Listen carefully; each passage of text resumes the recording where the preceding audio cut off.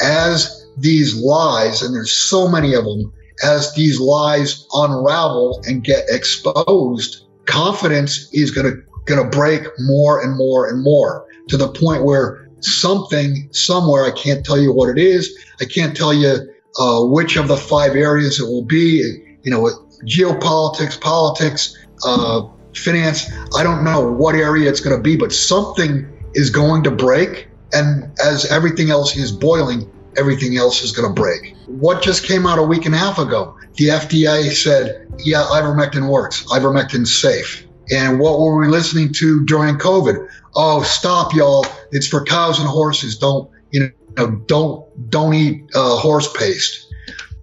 That again goes to everything is a lie. Everything that they tell us, every time they try to push the herd in a direction, they do it with another lie. And I think it's important.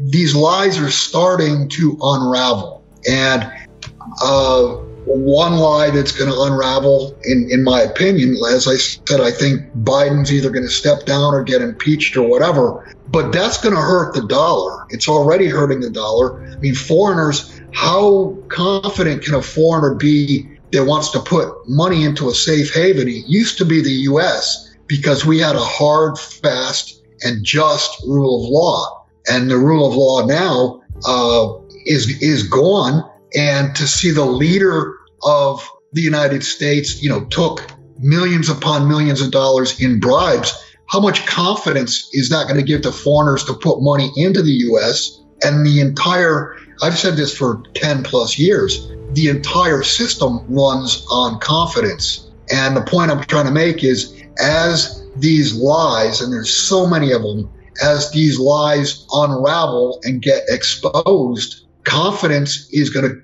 to break more and more. And if you go back to 1929, that was an absolute disaster. You had the 1930s, you had the Great Depression. It was not a fully global problem from the standpoint, today, everything is global. Trade is global. Pretty much all countries do business with the majority of the other countries as far as trade.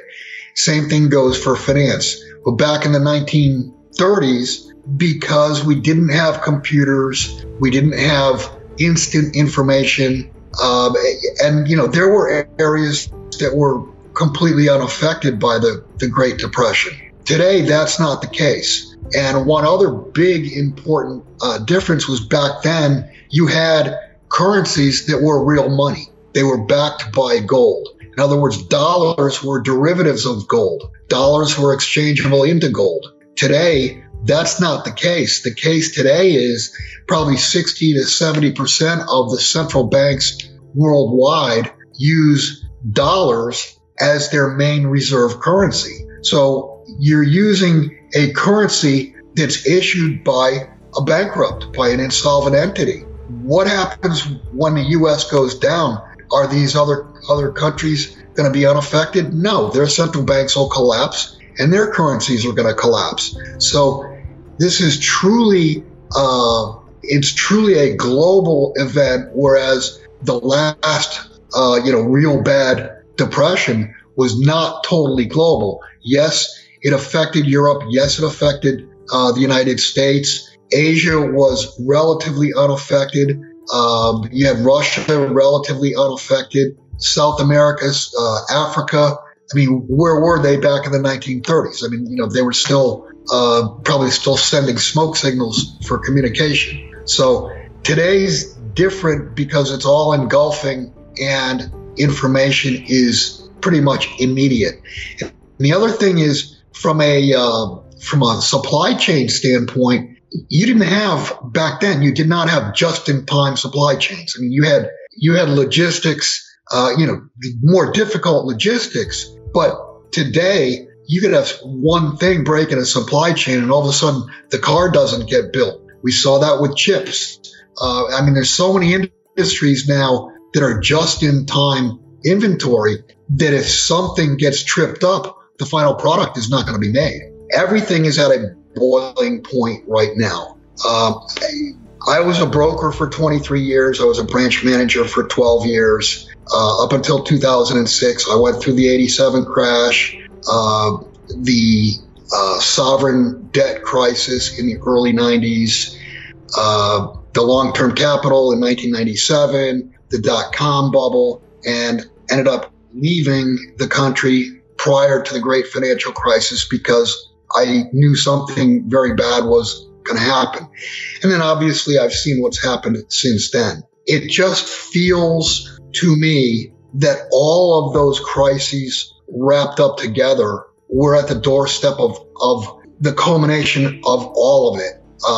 Like I said, everything is boiling at this point. I mean, if you look at geopolitics, there's no question about it. The U.S. is waning and the East is waxing. The U.S. is losing power no matter where you look, whether it be financially, militarily, reputation-wise.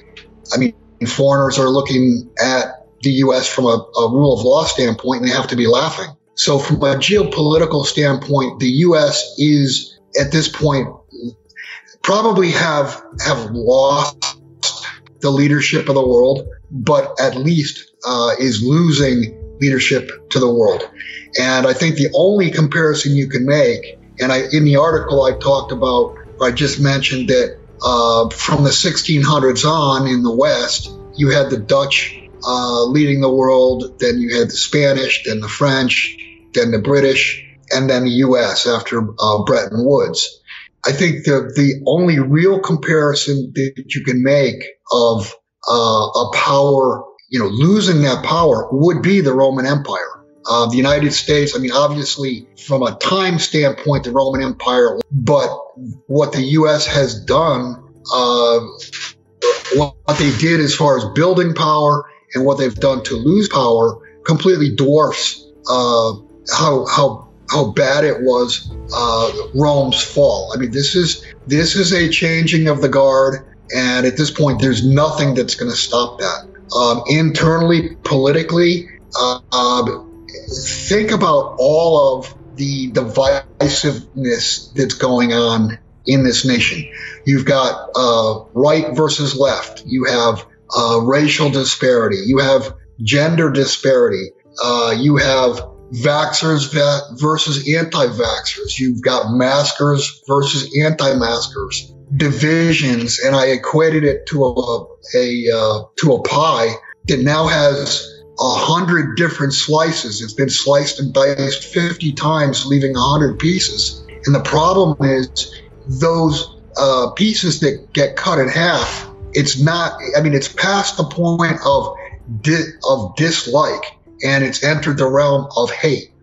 You've got all you have to do is just look at social media and see the violence and anger between two different groups. So politically, this country is so divided, and it's being divided more and more every day.